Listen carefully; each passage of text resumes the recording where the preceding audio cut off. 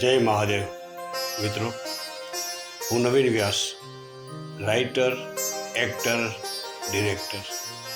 અમારી એવા films YouTube ચેનલમાં એક સરસ મજાની પ્રણયરંગી ટેલિફિલ્મ આવી રહી છે, જેનું નામ છે અધૂરો પ્રેમ.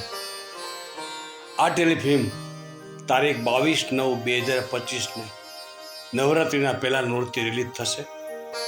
બધા કલાકારોએ ખૂબ સરસ કામ કરેલ છે.